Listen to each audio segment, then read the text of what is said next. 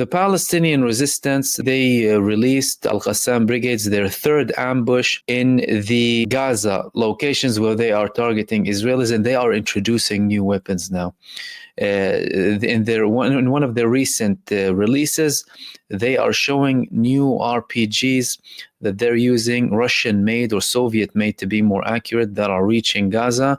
And every day we're seeing more progress when it comes to the Palestinian resistance inside of Gaza, including in Jabalia, the area that received one of the most atrocious and horrific campaigns of ethnic cleansing and starvation, and still is. The situation in North Gaza is considered to be disastrous. It's a disaster zone. Yet the Palestinian resistance is prevailing on the ground and not allowing Israel to continue and control, at least fully, this full territory. This is happening simultaneously with talks and reports that Hamas now and the Palestinian movements had certain progress now when it comes to the day after the war inside of Gaza. And there have been reports coming from Egypt that Hamas and the resistance movements that they represent in the negotiations have now accepted the actual proposal coming from Egypt that would begin with a ceasefire and gradual Israeli withdrawal, in addition to a prisoner exchange, alongside the other details that the Palestinian side wanted when it comes to Gaza. However, things are not very clear. What's clear is that there is more pressure on Benjamin Netanyahu. Benjamin Netanyahu is facing a lot of pressure internally, judicial, public, political, even from the army. He is becoming more and more paranoid by the day. We're having propaganda videos being published inside of Israel on Benjamin Netanyahu. The other day, Channel 12 released a video of his son as if he was a captive or a prisoner of war inside of Gaza. At the end of the video, they said, it's an AI-generated video, said, if it was indeed Netanyahu's son there, all of our people would have been alive. Because Benjamin Netanyahu is not caring about any of these lives of the people, Israeli prisoners of war inside of Gaza. So there are talks about progress. However, we are not seeing anything implemented on the ground yet. But so far, the resistance is continuing inside of Gaza. Which leads me to Syria. Syria is the thing that I will be talking about mostly inside in this live stream. There has been this campaign, a campaign called the Deterrence of Aggression, coming from the armed resistance, armed opposition movements in Syria, primarily HTS or Hayat Tahrir al-Sham, which was previously called Jabhat al-Nusra, and Tahrir al-Sham before the liberation of Sham, led by al-Julani. And they started off by all of a sudden controlling Aleppo. Now, when we talk about Aleppo, Aleppo is over 2 million citizens. And they controlled it relatively easily. Now, they reached Hama. Hama is an extremely important area inside of Syria. And they actually faced opposition from the government forces in Hama, but later on, the government forces had to retreat, letting the opposition control an airbase with some fighter jets. Mind you, the fighter jets are nothing significant, really. And actually controlling Hama. Now, in effect, the opposition has the majority of the Syrian population under their control, and they are declaring that they are on their way to liberate all of Syria. If their next step is indeed successful, which is going to be Homs, they will be controlling the largest province inside of Syria, with over 3 million people living in that location. Now, After that, we would have Damascus. And if we have Damascus, then we're talking about the opposition, in effect, taking down Bashar al-Assad. Taking down Bashar al-Assad. So what I wanted to talk to you about is the actual progress. What are the leaders of the armed opposition inside of Syria are saying? What reports are we hearing about Bashar al-Assad? And what is the role here of his traditional allies? His traditional allies worked really hard for the Syrian government to recapture many of the parts inside of Syria, only for them to now leave him. So what happened? And of course, we know there has been a big opposition to Assad throughout history inside of Syria, up until we started to have intervention from Russia and Iran, who were worried about the US and Israeli intervention, primarily when it comes to the supply line of Hezbollah. And me, I'm like many of you, by the way, although I'm talking and posting, I'm trying to understand what's happening as much as possible.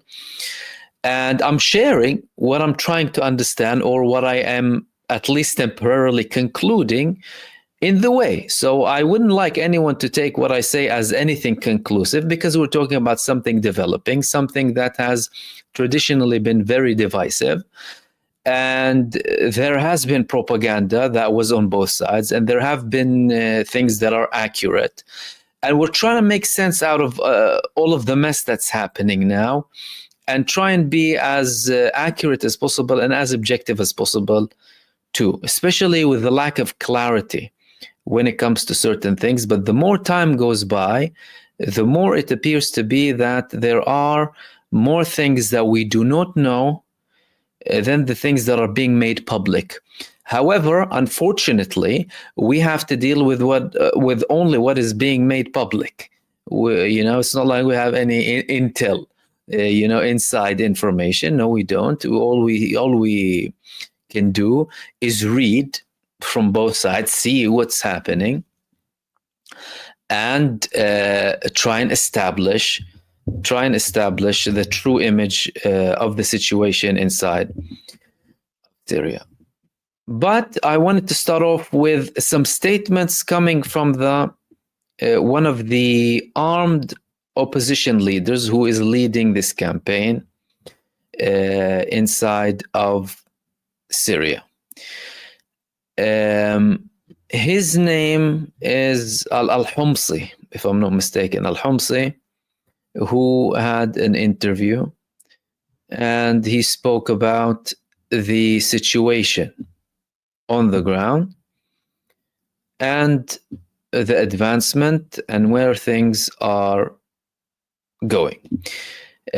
This man spoke about the progress of the armed opposition groups, and he described, in many cases, lack of proper opposition. He was asked about Hezbollah and other forces, saying that they weren't really that present, that the groups that are allied with Iran also haven't been present in the main locations. It appears to be that the majority of the battles have been with the Assad forces. He said that dozens of natives in the cities have been fighting with the armed groups, and they knew strategic locations for the Assad army. The Iranian groups supporting did not have large confrontations with them. He did say that some were killed, some were imprisoned, indicating that there might have been some clashes between them in certain parts, but not in the key areas that they are controlling. I mean, we're talking about Aleppo, that's the first thing. Aleppo, it's as if nothing happened. It's as if nothing happened. Then we had a declaration from the Syrian army that no, they will be protecting Hama, and the observers or people who are supporting the government were saying no, the government will be actually protecting Hama properly. And Hama is very, very important. You're talking about 1 million in terms of population.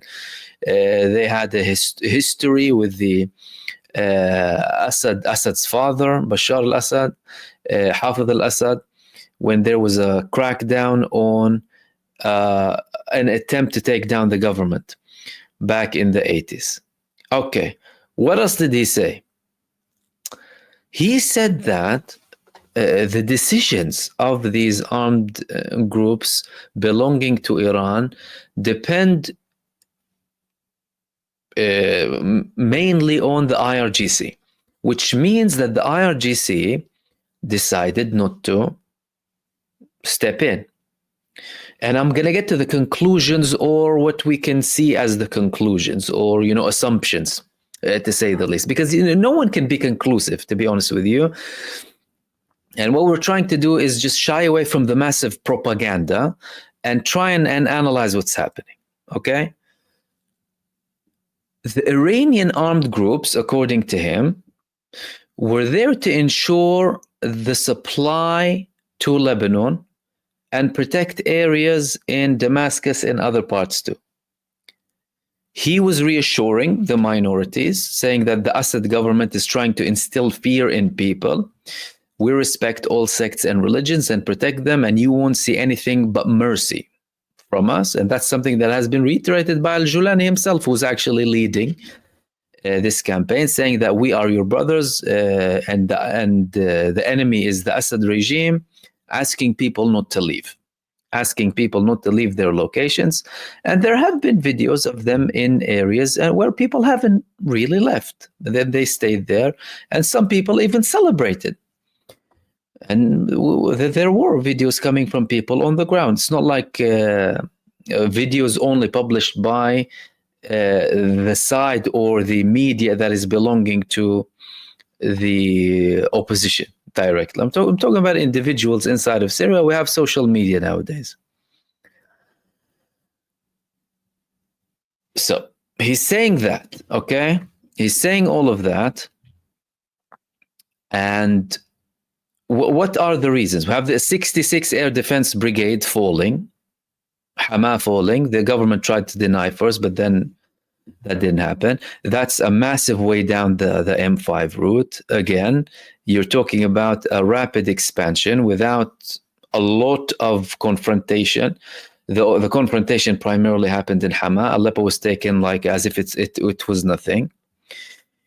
The popular mobilization forces in Iraq, who were very well known to be a massive supporter of al-Assad, all of a sudden, some of their leaders saying we can't mobilize to Syria unless we have an authorization from the government, because otherwise we would be considered as, breaching the law, and we might face problems. The Iraqi government is saying that we don't want to participate in what's happening in Syria. We have major, and in particular, I'm going to speak about it because some people, use the sectarian tone. Many in the Shia of Iraq are saying, no, the situation in Syria belongs to the Syrian people. And we don't need to deal with what's happening. Okay, we shouldn't intervene in what happens for the Syrian people. Okay. Well, what's happening with the main parties that were involved to protect al-Assad's government? Again, in many cases, not for massive love for him, some of them, interests. Everything revolves around interests. Why are they not yet supporting the forces of the Syrian government in the face of this expansion? They're seeing the routes, they have intel, they can carry out airstrikes, they can send people to fight. It's not that they can't, but they're choosing not to.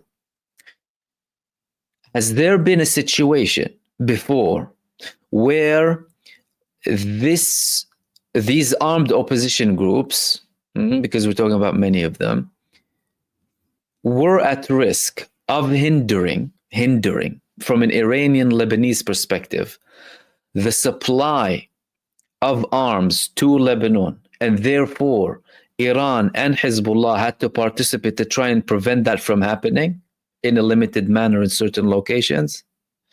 That's number one.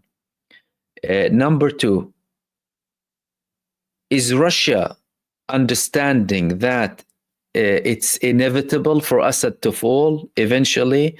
And are they reaching some sort of an agreement with Turkey and the armed groups that are operating primarily from support within Turkey that our interests won't be hurt in Syria if these people advanced? That's another thing.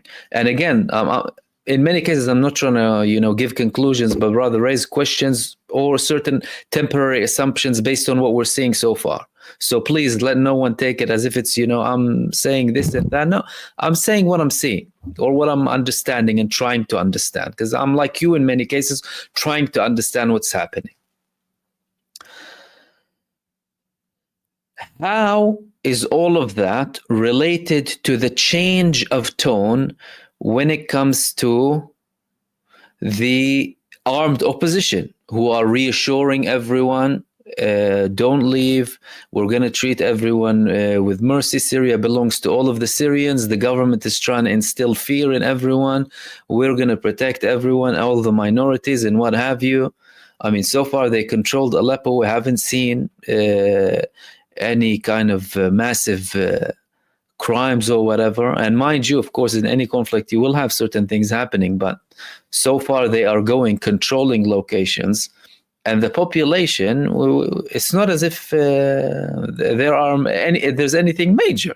This is going there, controlling these locations. Okay. Is there an understanding? Okay, now you might say, how can there be an understanding? Well, Hezbollah said we support the Syrian government, or Iran said we're supporting the Syrian government against the terrorists, right? And I'm careful, I don't use the term terrorists against all of the armed opposition, because simply I don't believe that is very factual when it comes to all of them, to be fair. Why are they saying still, assuming that there is some sort of understanding happening between them, between Iran and Hezbollah and Russia and Turkey? Why are they saying that, oh no, we support the government? Well, if you're saying you support the government, why aren't you sending people to support the government? What are you waiting for? Bigger cities to fall under their control? And if so, that's going to take you much longer to take back. What sense does it make logistically, militarily? It doesn't make sense. It doesn't make sense to allow your opposition, right, or the people who you are calling this massive threat to advance towards Damascus. Well, now, of course, they're in Hama, next is Homs. Once they're in Homs, next step is Damascus. That's it. They took down the government, literally, if that happens. How comes they are allowed to go so rapidly? And what sense does it make to allow them to go so rapidly without having some sort of a confrontation? Is it to delay recapturing those cities and locations? It doesn't make sense. Why? Because it's going to take much more resources. If there is an attack coming and you see it as an attack or as a threat, right? Then, well, you face it from the beginning. Well, what are you waiting for? Are you waiting for them to reach Damascus? And Hama, by the way, talking about Hama, you're almost talking about the northeastern part of Lebanon, the Lebanese borders. Okay? And that's something major. It's not as if it's something easy, right? Okay.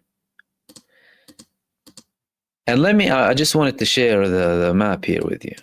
Syria for you. The armed opposition, they were based primarily in the Idlib province. Idlib province is in this location here.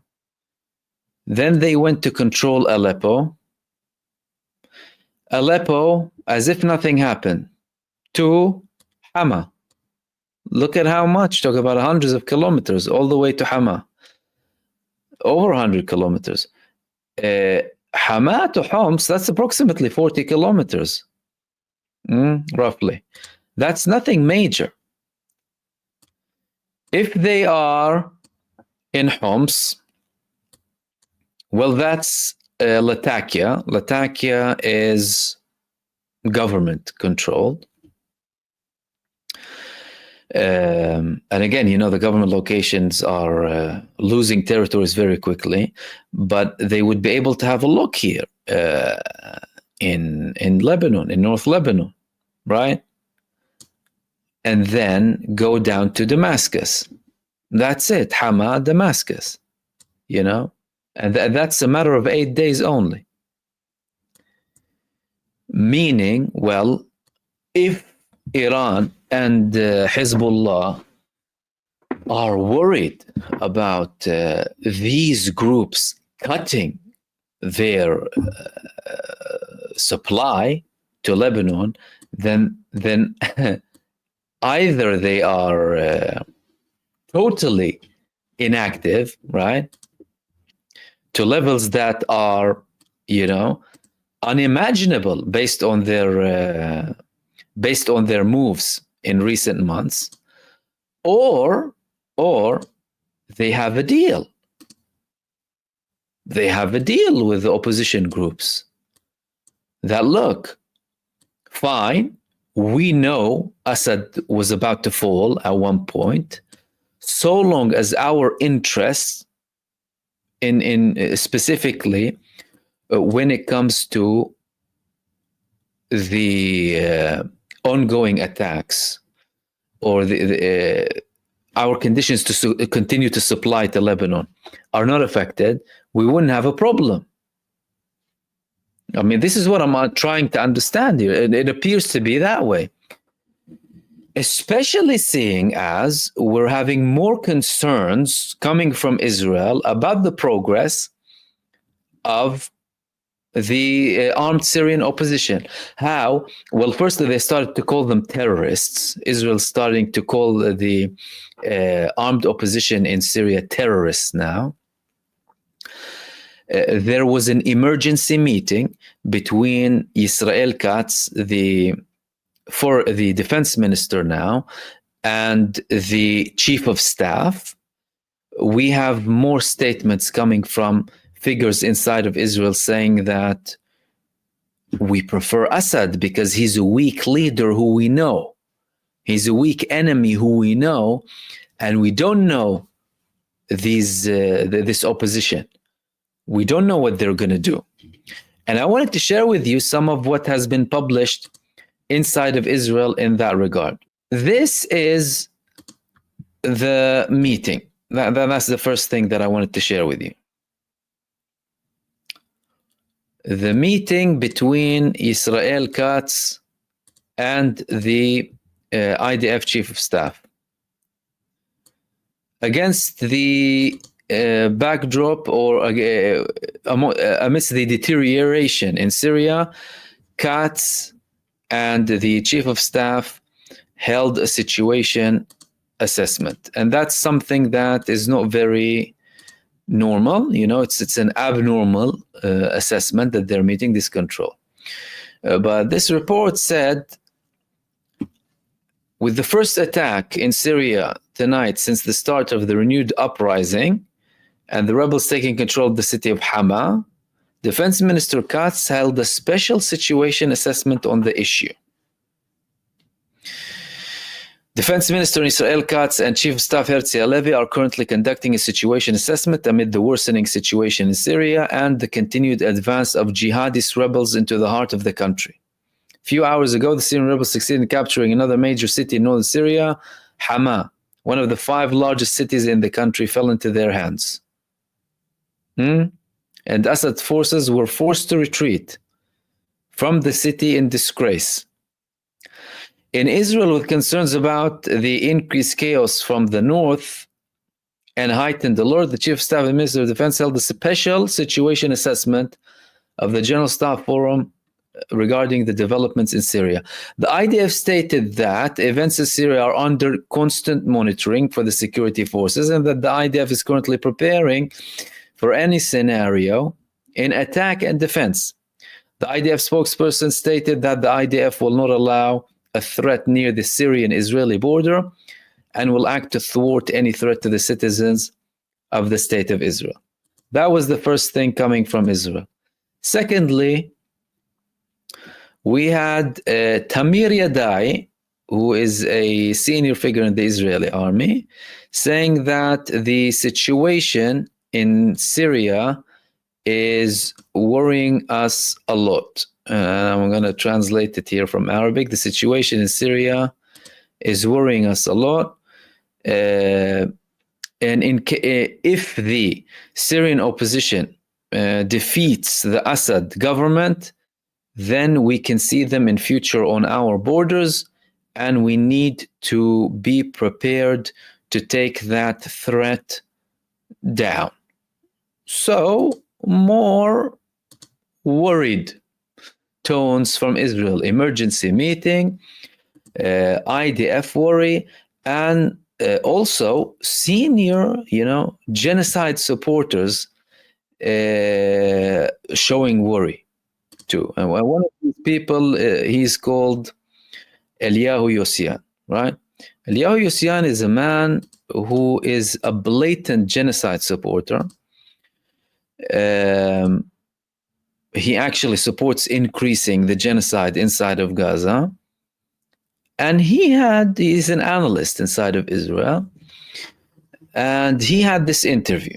He had an interview during which he stated this. חלק השני, האם אנחנו יכולים לשחק במגרש הסורי לטובת אינטרסים שלנו, והאינטרס המובהק שלנו לחסום את העברת האמל"ח של המשטר האיראני לחזבאללה דרך סוריה. אם אנחנו יכולים להשיג את המטרה הזאת, אז אהלן וסהלן. מה שכן גם בצד עוד זווית נוספת, פוטין ככל הנראה לא ייתן יד להפלת משטר אסד. בסופו של דבר אסד הוא בן ברית שלו.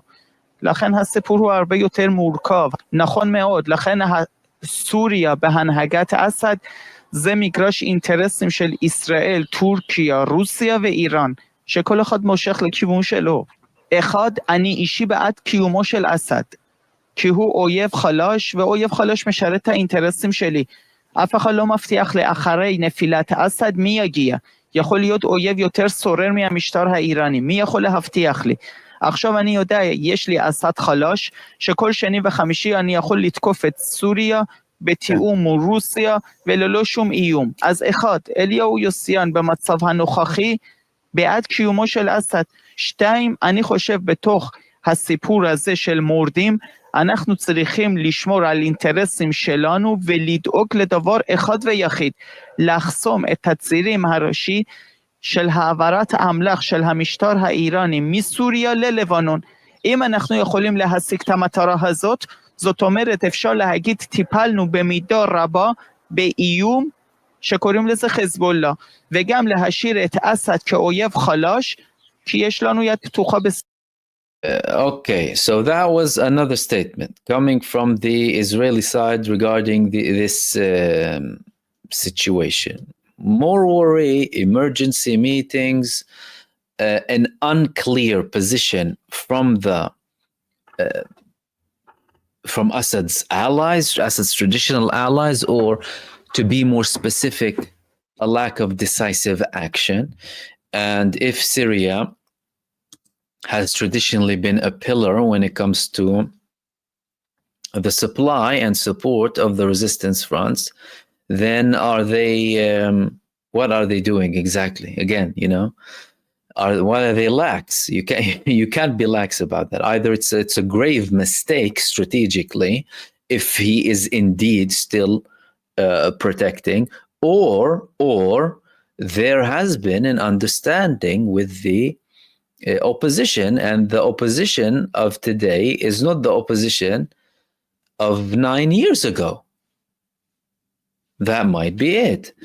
Another thing, and again, there has been a report, and mind you, Saudi backed, so traditionally, although Saudi Arabia again condemned this progress this time against Assad, Saudi Arabia and the UAE, there was a report in a newspaper tied with Saudi Arabia saying that Al-Assad asked Israel for help, and Israel responded that they demand the expelling of Iran from Syria for them to help him.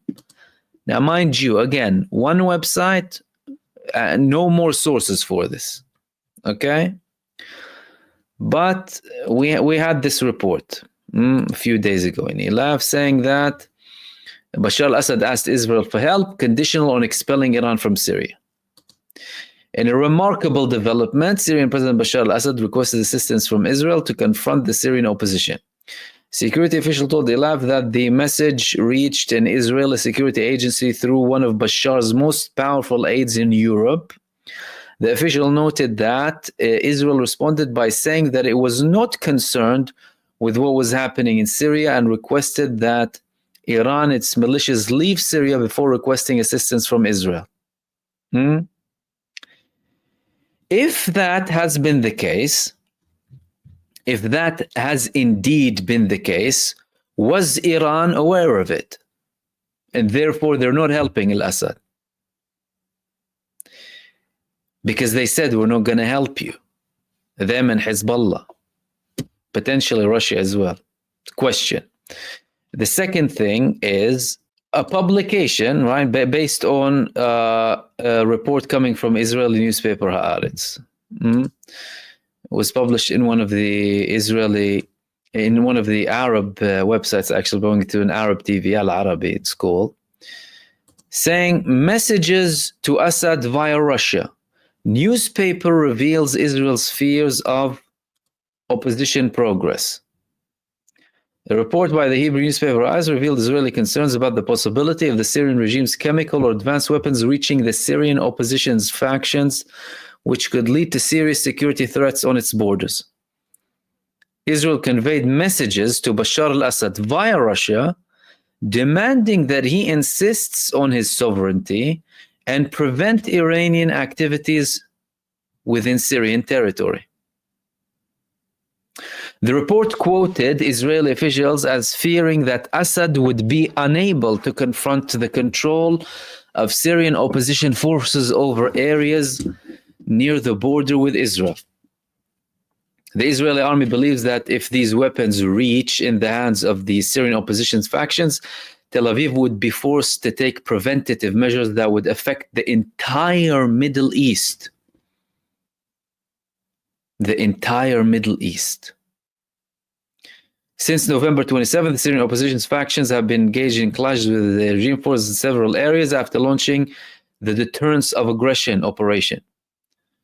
The opposition factions stand their control over Aleppo and the entire Idlib province after taking control of many sites, including Ma'arat al-Nu'man, Khan Sheikhun. Okay, now they have Hama as well. Again, is the Syrian opposition, that's the question here. And again, I told you from the beginning, if you're looking for conclusions, I'm not giving you conclusions, I'm giving you probably more questions. Is the Syrian opposition, or has the Syrian opposition been in contact with Iran and the axis of resistance and given them reassurance that in case of control, there wouldn't be any sort of effect on the supply line to Lebanon and Iran's interest in the region, and of course reassuring Russia too, because none of that can happen without this but primarily Iran and Lebanon, by the way. Primarily Russia, there has to be some sort of involvement, but primarily Iran and Lebanon. Have they done that? Or are we waiting for what? The armed opposition to reach Damascus? Because again, like I said before, the armed opposition of today, we're not in 2015.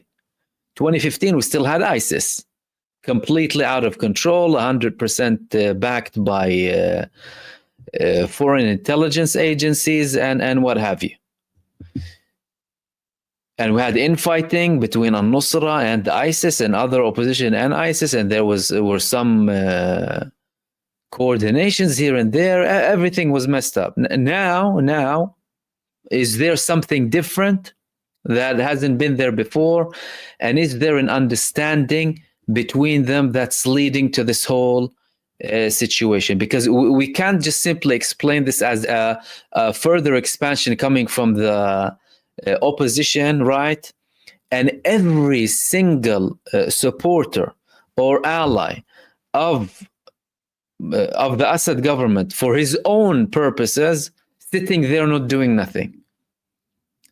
How can you allow that to happen? How can you allow that to happen when you've spent so much time? Now, some people are arguing that, well, it's due to Hezbollah retreating, for example, and going to fight Israel. Hezbollah weren't in all of these areas. They were in very limited locations. That's number one. Secondly, if Hezbollah had to retreat and go to fight Israel, then other movements can come in.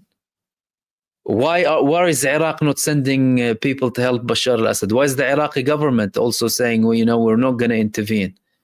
Why hasn't Iran taken the decisive action? And like I said, from this opposition figure, Al-Humsi, who had an interview before, he said we didn't have a lot of confrontations with the Iranian-backed armed groups inside of Syria. What does that tell you? Well, that Iran doesn't want to support. Why? Why? Are you not worried about anything? So more questions than answers. More questions than answers in Syria. But again, like I said, I'm monitoring all of that. I'm sharing my questions really with you and what I'm reading. And we'll hopefully continue to monitor the situation closely, because again, it's developing, and it's developing rapidly every single day, and the Assad forces are getting a blow after blow. The tone of the armed opposition is changing, and Assad's traditional allies, it's as if, nothing very serious is happening. Despite the statements, because listen, sometimes you need to look at on the ground what's happening and put the statements on the side for a bit. Even if you're saying I support and this and the general rhetoric and all of them are terrorists and this and that, look at what's happening. Look at what's happening. So with all of this development, like I said, more questions than answers.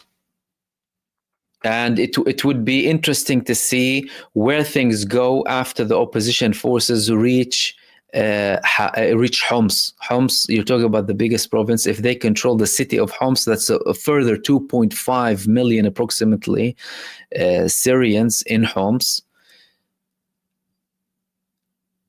And like the biggest province, and then it would only be Damascus. And if they go to Damascus, there is no indication that the forces belonging to Bashar al-Assad will stop them, and that would be without any participation from the traditional allies of the Assad government, who supported him for a very long time for their own reasons, and again, assuming that they might have had some understanding with the opposition and their advancement that is becoming more and more rapid by the day.